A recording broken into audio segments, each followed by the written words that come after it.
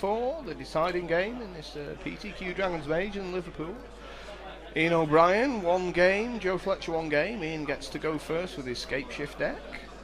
A little bit of an advantage there for Ian, who's going to be able to lay the extra land on Joe. Whoever wins this game is going to go to a pretty good position looking for top 8. They're going to go to 4-0. We're looking at probably 19 Swiss points will be enough for a top 8. So they'll be within 2 wins and a draw, you'd think, of top 8ing. So the plan for basically Ian is just to play as many lands as possible, and quite a similar plan for Joe. Yep, although you'd think that Joe would like to try and produce some form of pressure if he can at this point. Be it a Geist of Saint Traft or a Restoration Angel or something that he can just start beating down with, because very much like we saw in the first game, if he just leaves things up to his own devices, Ian will just end up comboing him off, and that's pretty much it. So Joe definitely would have taken out his point creature removal. Yeah, he's more than likely taken out his Dismembers and certainly his Pass to Exiles. They seem terrible.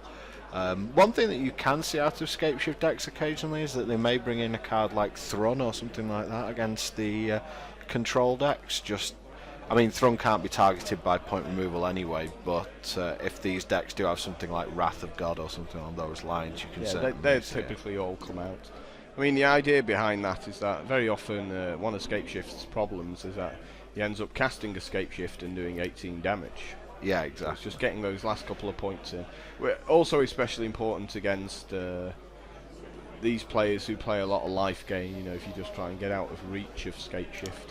Yep, and Ian managed to force through a Sakura Tribe Elder there due to his main deck Dispel.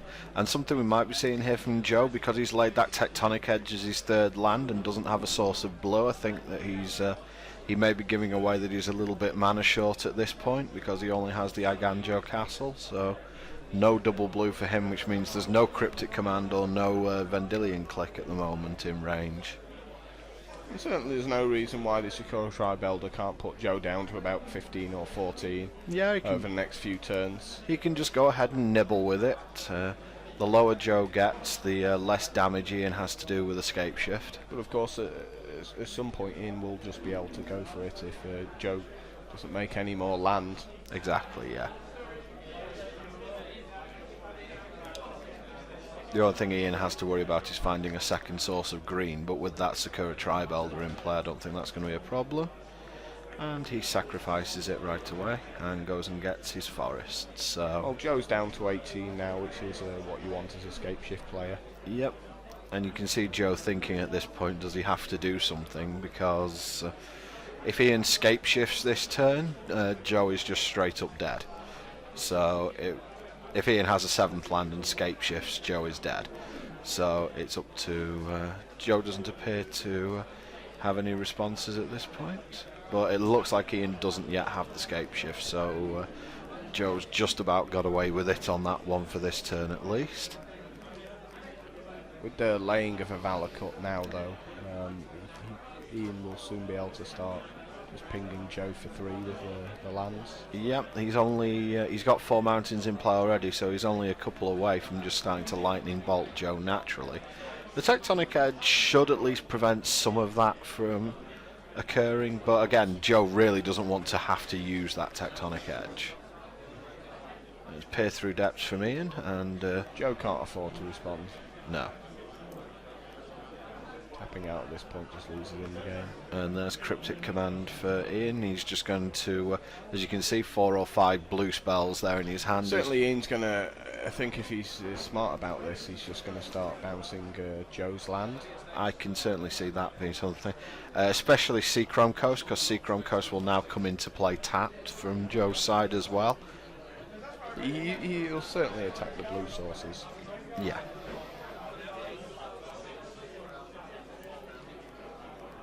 But as you can see, he's way ahead on mana at this point, and that's really where Joe wants to be. Sorry, where Ian wants to be. I can see Path to Exile in Joe's hand. It's a bit weird that he's decided to keep those in, but maybe he just doesn't have enough cards to sideboard out. I think you should always be able to find a card to sideboard out for Path to Exile, because it's literally doing nothing against Ian. The only thing you could ever use it for is on your own Wall of Omens. Yeah, that's maybe why he has it In fact, just if for his anything, own. you'd keep the Wall of Omens in over the Path to Exile. Yeah. I mean, he's obviously still got Wall in just for value, I think. Snapcaster Mage on Peer Through Depths here, and Joe's again presented with this really ugly situation where if he starts fighting over this, he knows very well he could just straight up lose next turn.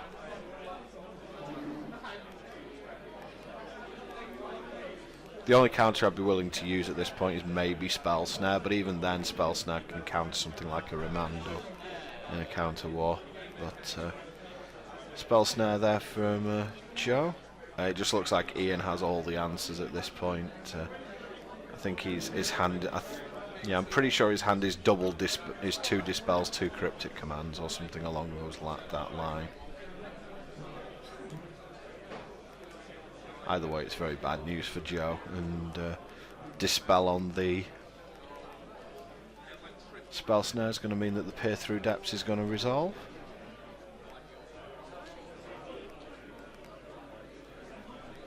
And Joe's thinking again about whether he wants to continue to fight over this Peer Through Depths. Well, he has to assume that Ian doesn't have Escape Shift. So he's just going to make it as difficult as possible to try and so he just doesn't want Ian to draw into the Escape Shift. Yep. Because he pretty much can't do anything to stop the Escape Shift next turn if it happens, irrespective of whether he has 2 or 3 mana. You know, Mana Leak doesn't cut the mustard in this particular spot. Ian shows him another Peer Through Depths. And he's going to cast it again. Is Joe going to fight over this one? Answer no.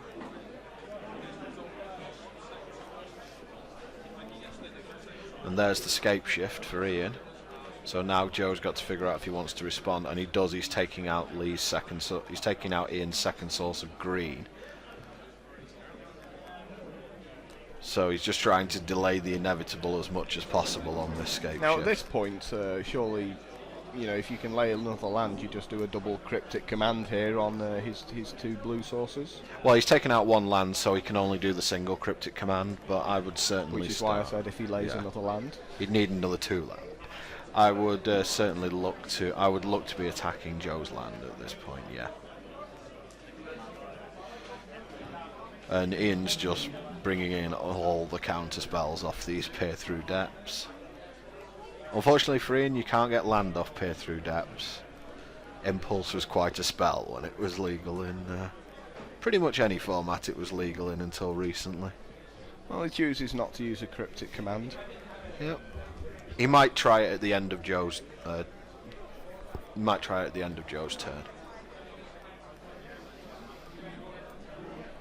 He untaps.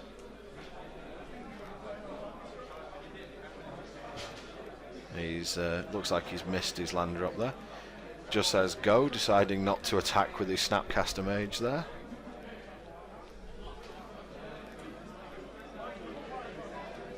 And Joe's just going to cast Snapcaster Mage, giving something in his graveyard flashback, probably the Spell Snare. That's about as useful as Path to Exile is going to get in this game. Really, if Ian's smart about this, he bounces. He counters the spell and bounces a land with the Cryptic Command in response. He's just going to dispel the Path to Exile. Yeah, it's all about putting Joe back as much as possible. Yeah, I'm surprised he didn't use a. Cryptic Command there. Because he doesn't want Joe to get to 4 mana. It's like Joe was wide open there for that Cryptic Command. So.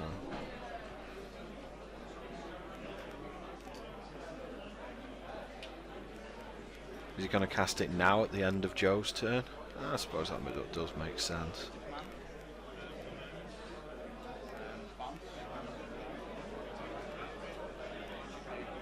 We're saying bounce, see Chrome Coast, draw.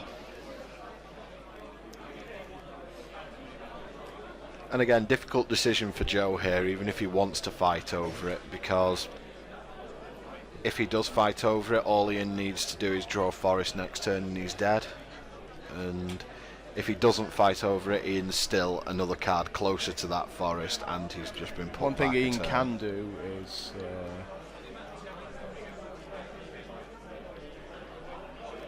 wants to get really techie. He can start bouncing his own Snapcaster with the cryptic command to be able to use it again next turn. Yeah. Although he has seen Path from Joe now as well, so he doesn't really want to.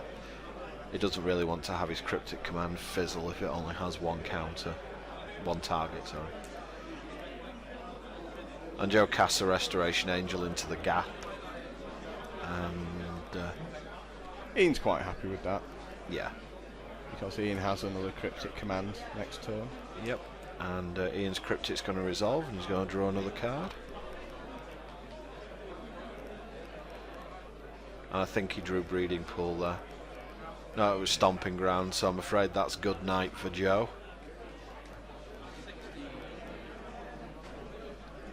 It's going to Scape Shift for 6 mountains and deal 18 damage to Joe.